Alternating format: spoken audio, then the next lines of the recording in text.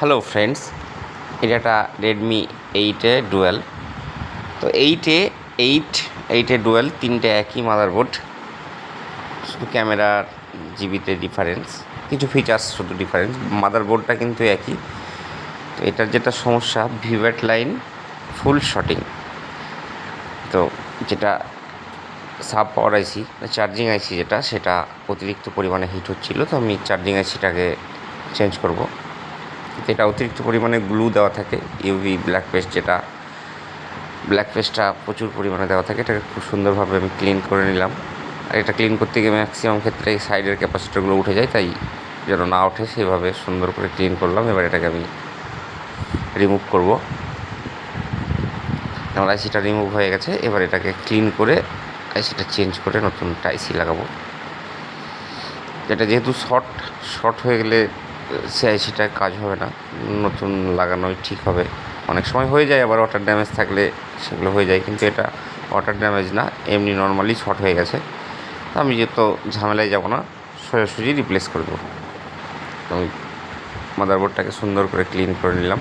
জায়গাটা খুব ছোটো, তাই ডিশ হোল্ডার দিয়ে না করে অল্প একটু ডিশ হোল্ডার নিয়ে সন্না দিয়ে ধরে করলাম, তাহলে সাইডের ক্যাপাসিটারগুলো পড়ে যাবে না। এটা তোলার পরে আমার ভিভ্যাট লাইন যেটা ফুল শর্ট ছিল সেটা কেটে গেছে।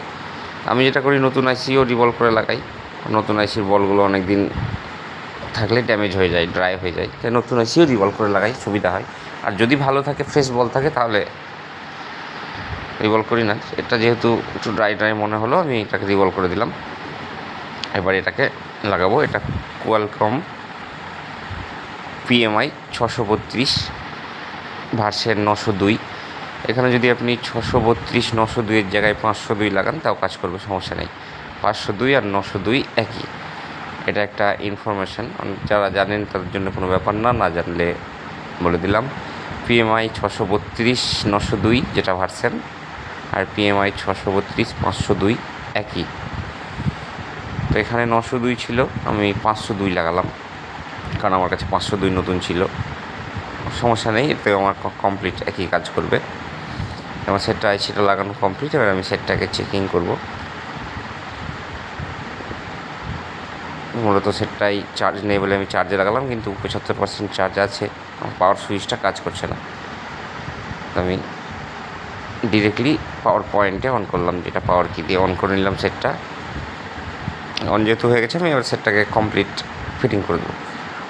ক্যামেরাগুলো খুলে রেখেছিলাম, সব আবার ইনস্টল করে কমপ্লিট ফিটিং করে একবার চেক করে নেবো যে আমার সেটটা ঠিকঠাক কাজ করছে কি না। যেহেতু অন হয়ে গেছে, অবশ্যই হয়ে যাবে। আমার সেটটা স্ক্রু লাগিয়ে আমি সব কমপ্লিট করে দিলাম। কাস্টমারের সিম ছিল, সিম কার্ডটাও ভরে দিলাম। এবার আমি সেটটা চালু করবো। এই দেখুন, সেটটা কমপ্লিট অন হয়ে গেছে। তো সেটটা অনেক জায়গায় ঘুরে এসছে, যাই হোক আমি কমপ্লিট করে দিতে পেরে খুশি হলাম। ভিডিওটা দেখার জন্যে ধন্যবাদ। সবাই ভালো থাকবেন, সুস্থ থাকবেন।